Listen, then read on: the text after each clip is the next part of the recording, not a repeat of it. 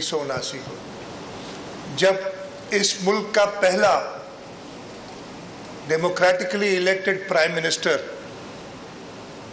اس کو شہید کر دیا گیا، جس کی اللہ تعالیٰ کا شکر ہے کہ اس سال جا کے جو کورٹ جو انسٹرومنٹل تھیں اس سے آنے کے لیے انہوں نے تقریباً معافی مانگی ہے اور کہا ہے کہ ہم نے غلط کیا تھا۔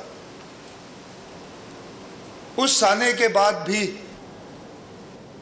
ہاں کچھ تشدد کے واقعات ہوئے ہوں گے تھوڑے بہت، لیکن اس وقت کیا ہوا تھا، کارکنان اپنے آپ کو آگ لگا رہے تھے۔ لوگوں کو اس کے بعد کوڑے پڑے، لیکن کوڑے پڑتے ہوئے بھی وہ جیے بھٹو کے نعرے لگاتے تھے۔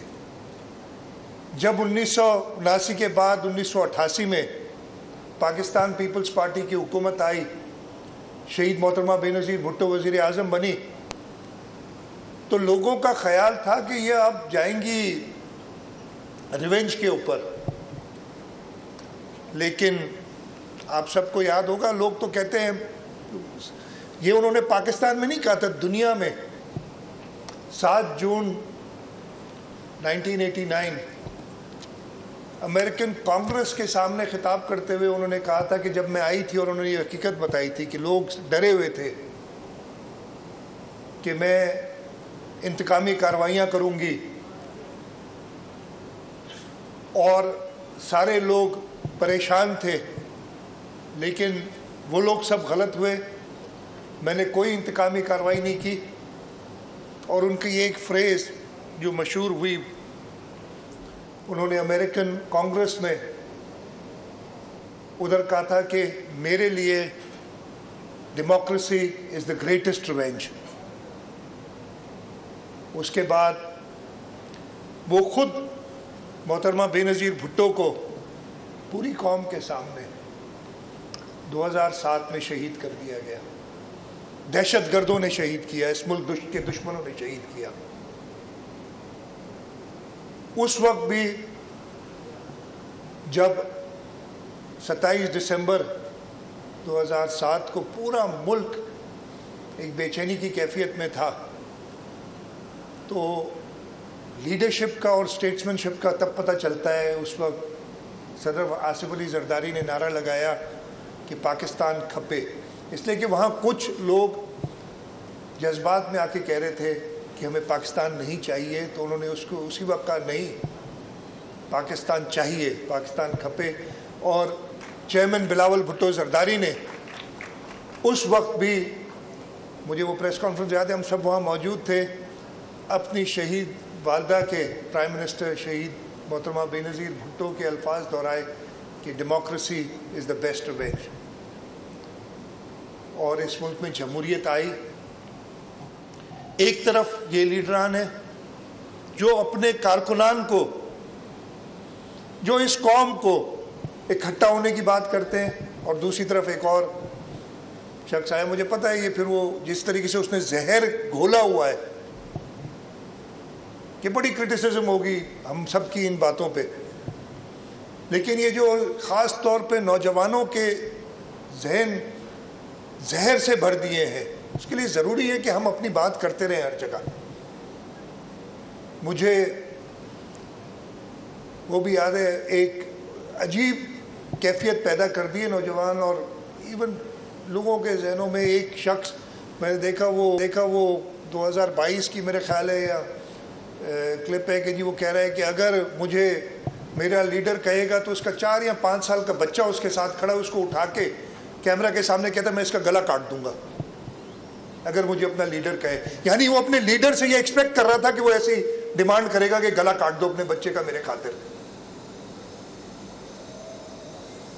جہاں ایسی حالت جو پہ ابھی سارے سیلیبریٹیز ہیں انہوں نے بھی بات کی کہ لوگوں کے ذہن میں نفرتیں، گھروں کے اندر وہ تقاریر سب کو یاد ہوں گی، جو پی ٹی آئی چھوڑ کے جائے گا اس کے ساتھ یہ ہو جائے گا، اس کو تم گھروں میں نہیں گھسنے دو، ان کے فیملیز میں شادیاں نہیں کرو، یہ سب زہر اگلنا اس شخص کا کام تھا۔ اور انفارچونیٹلی ہمارے نوجوان یا ہر ایک انسان کے ذہن بڑے کمزور ہوتے ہیں، ادھر فرق ہوتا ہے لیڈرشپ کا اور ایک ایسے آدمی کا جو کہ انتشار پھیلانا چاہتا ہو، جس کو سب سے زیادہ اپنی پرواہ ہو، سیلفشنس کے انتہا تک پہنچا ہوا ہو،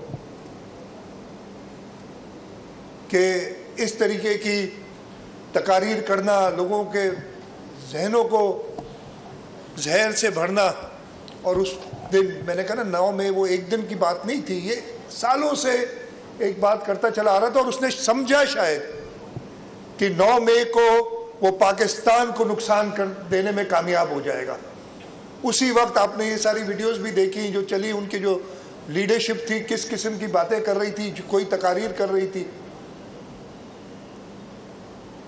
لیکن جب تک اس ملک میں ہمارے محب وطن شہری ہیں، جب تک شہداء، ان کے ورثاء، اور ہم سب ورثاء ہیں شہداء کے، جب تک ہم زندہ ہیں اس ملک کو کوئی نقصان نہیں پہنچے گا. 9 مئی کو آپ کو یاد ہوگا، میں اس وقت بھی چیف منسٹر تھا اور غلام نبی میمن صاحب اس وقت بھی انسپیکٹر جنرل پولیس تھے. میں کراچی کا بتاتا ہوں. کراچی میں گرفتار کیا گیا شخص کو، گرفتار ہوتے ہیں، شہید ذوالفقار علی بھٹو گرفتار ہوئے تھے، آصف علی زرداری صاحب گرفتار ہوئے، شہید محترمہ بے نظیر بھٹو کئی دفعہ گرفتار ہوئیں، اور ان کو سکھر جیل میں گرمی میں وہ رکھا گیا. سب کو پتہ ہے جو واقعات. محترمہ فریال ٹالپور صاحب گرفتار ہوئی، شرجیل میمن صاحب غلط گرفتار ہوئے ایئرپورٹ سے آتے ہوئے بیل ہونے کے باوجود. یہ سب چیزیں ہوتی ہیں، لیکن کبھی بھی ملک کو نقصان پہنچانے کی بات نہیں. ہاں، احتجاج ضرور ہم کرتے رہے ہیں اور کرتے رہیں گے. پرامن احتجاج جمہوریت کا حصہ ہے. جب بھی غلط ہوگا ہمارے ساتھ ہم احتجاج کریں گے پرامن.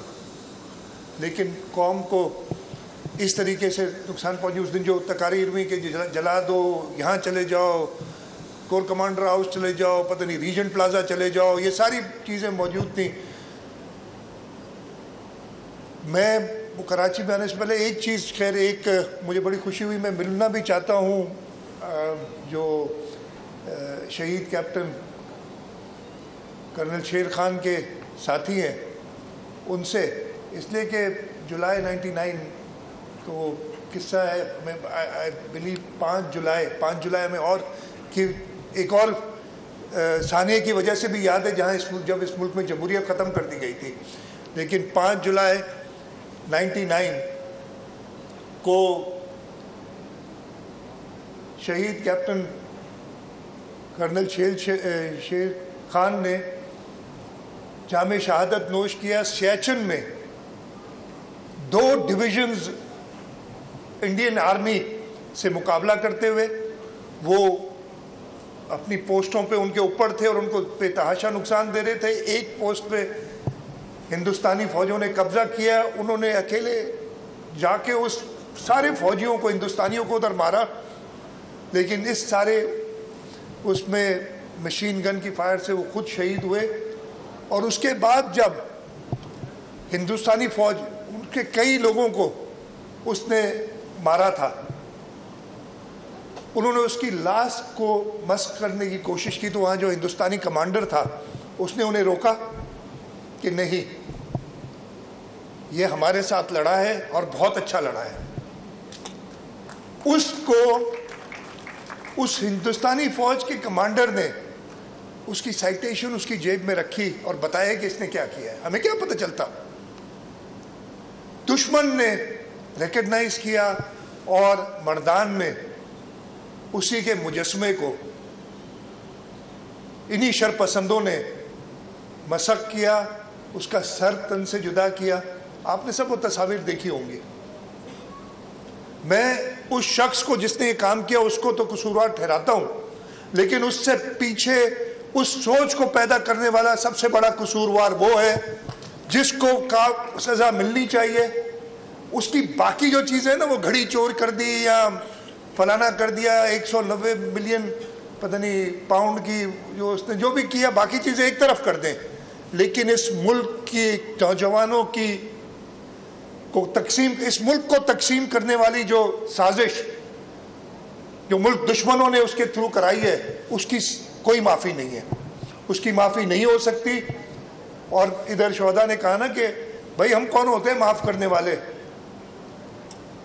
شہداء کے ورثاء کو، کہ وہ شہداء کو معاف کر، شہداء کے قاتلوں کو،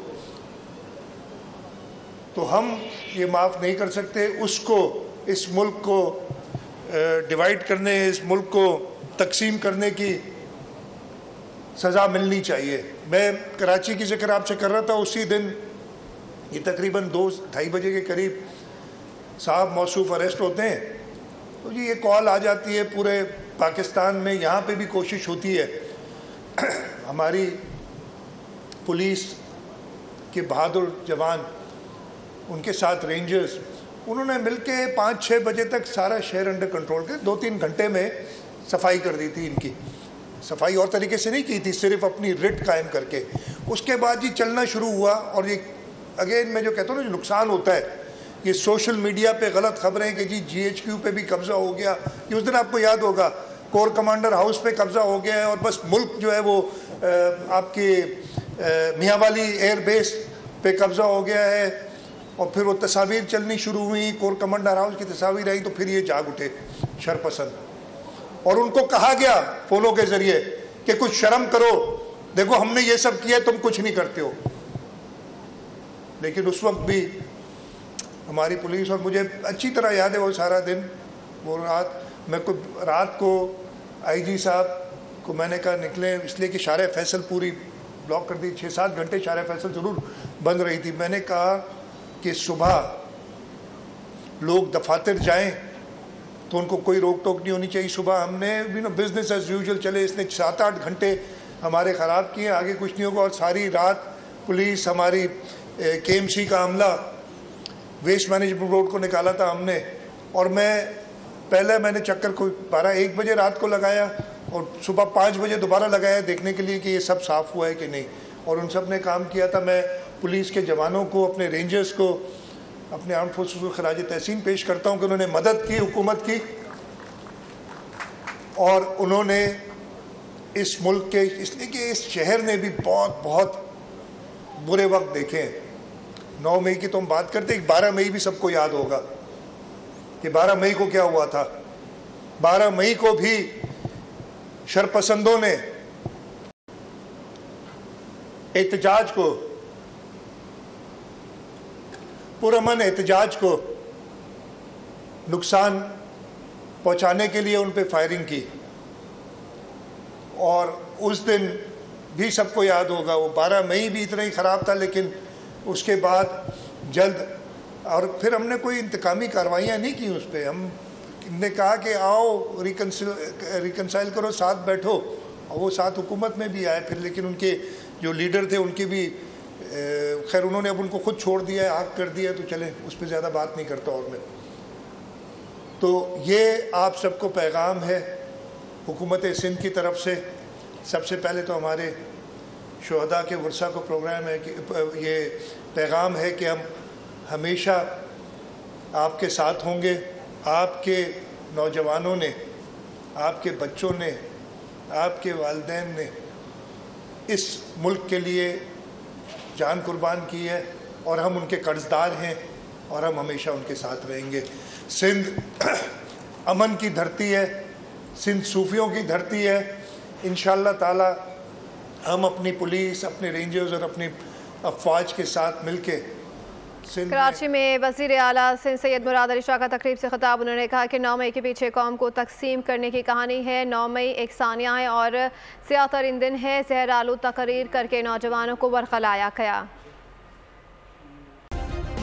سبسکرائب کریں اور بیل دبائیں تاکہ کوئی خبر رہ نہ جائے۔